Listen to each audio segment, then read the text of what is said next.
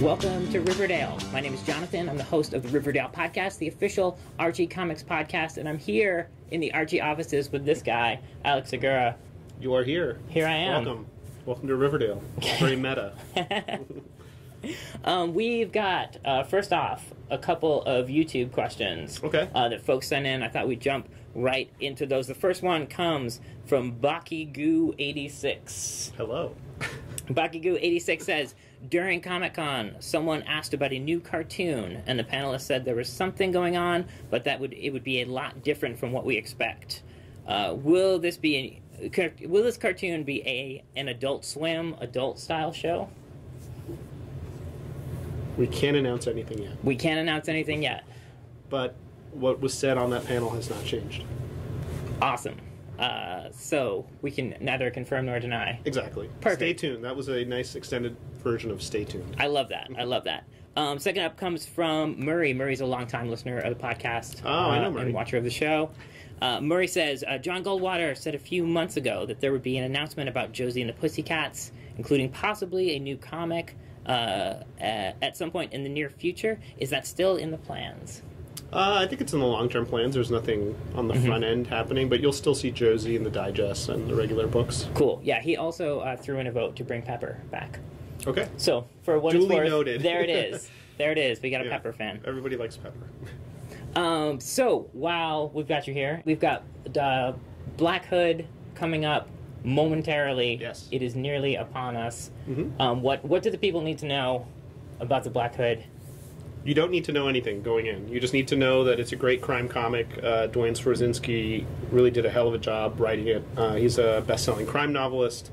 Michael Gaydos is the artist, and a lot of people know him from Marvel's Alias, which to me was one of the best crime comics of the last 10, 15 years.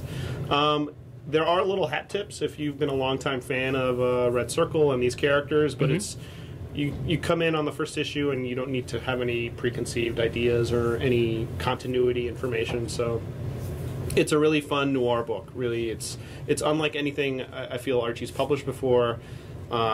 I think everyone here is really proud of it. We're really excited to kind of kick the door down and really show people what Dark Circle's about. Yeah, and that's line wide. You don't need to know anything going into any of these books. Yeah, and I think there was a fear from some of the long-term fans that this was just a kind of reboot and nothing else happened. I think fans will be happy once they start reading the books that we've taken everything into consideration. I think it's the kind of thing where a new reader who maybe doesn't have 100 issues of The Shield or every issue of The Crusaders can come in very easily, but there's still little nods and hat tips to fans that are looking for that kind of thing. Awesome. So we've got The Fox coming up next month. And The Shield coming up after that. What can we expect in terms of tone from those? I mean, I am lucky enough to have read The Black Hood already. Right. And it's definitely a dark tone. Oh, good. I'm glad. A grim tone. I liked it a lot. Is that what we can expect from other books as well? No, I think a lot of people took the Dark Circle rebranding as... they took it really literally, meaning everything is going to be dark and grim and gritty. I think what people will see maybe after the third book has come out is that it's more of a seal of quality, saying these books are good, they're various, they hit various genres. Like The Shield does get a little dark, but it's a very high octane kind of conspiracy action thriller. And The Fox is just kind of off the wall, crazy, but it's still an evolution from the first miniseries. It's not just going to be Freak Magnet Part 2. It's very much the Dark Circle iteration of The Fox. And while Freak Magnet was great, if you dive in on Fox #1, Fox Hunt, you'll know everything you need to know. Yeah. So, and tonally, that's, I think Dean and editor Paul Kaminsky both call it superheroes on acid, and I've yet to find a better way to describe it. So I'll steal that from them. Awesome. And we, I mean, as comic book fans, we're always looking at least 3 months ahead. Right. But looking further ahead than that, we're going to see an expansion of this line, hopefully? I would tell people to keep their eyes open on the Free Comic Book. Awesome. Yeah. Awesome. That is a great tip. So, Alex, thanks for being part of the show. Oh, thanks for having me. This was cool. Always a pleasure. Fantastic. Let's take a look at the new releases coming out this week from Archie Comics. World of Archie Comics Double Digest number 47 is out this Wednesday, February the 18th.